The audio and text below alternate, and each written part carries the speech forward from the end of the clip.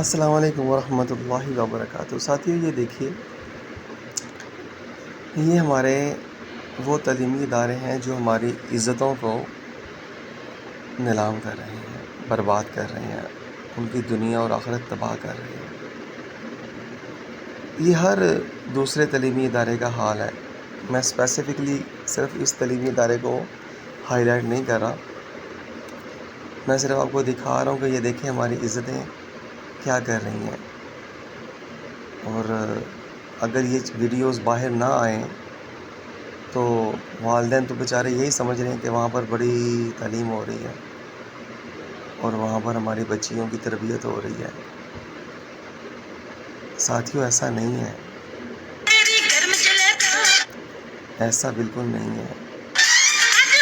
ہمارے اگر یہ تعلیمی ادارے اسلامی ہوتے تو ہماری عزتیں پردے میں ہوتی، شرم و حیا میں ہوتی، ہے نا، سراپائے پردہ ہوتی، ہر محرم نہ محرم کی تمیز ہوتی۔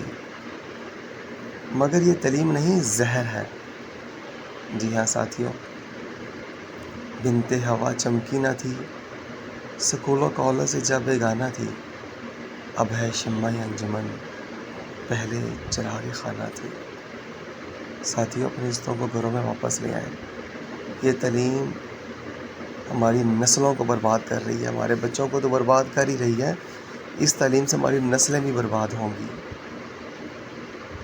اور اگر ہم چاہتے ہیں کہ اس لعنت سے بچ جائیں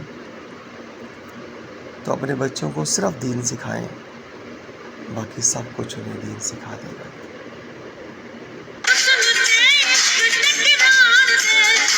یہ ہمارے تعلیمی ادارے نہیں ہیں۔ ہمارے تعلیمی ادارے ہوتے تو ہماری عزتیں گھروں میں قرار پکڑتی، پردے میں چھپ جاتی۔ اوہو، اکبر الہ آبادی کا بڑا پیارا ایک شعر یاد آ گیا۔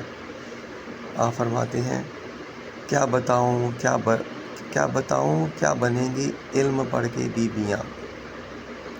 بیویاں شوہر بنیں گی، شوہر بنیں گے بیویاں۔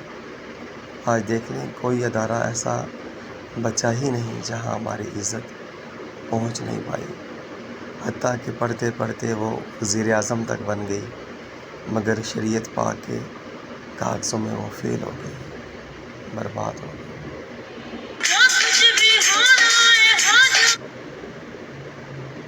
اجازت دیجیے ساتھیوں، اس لعنت سے اگر بچنا چاہتے ہیں تو اپنی عزتوں کو واپس لے آئیں اور اپنی دادی، نانی اور ماں کی طرح ان کو گھروں میں رکھیں، جس طرح وہ گھروں میں رہتی تھی، صوم و صلات کی پابند تھی، شرم و حیا کی پابند تھی، ہے نا، اپنے دیور، جیٹھ، حتیٰ کہ اپنے سسر سے بھی پردہ کرنے والی تھی۔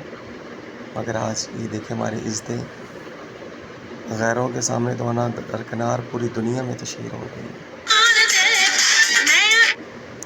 اللہ تبارک تعالیٰ میں سمجھنے کی توفیق عطا فرمائے، آمین یا رب العالمین۔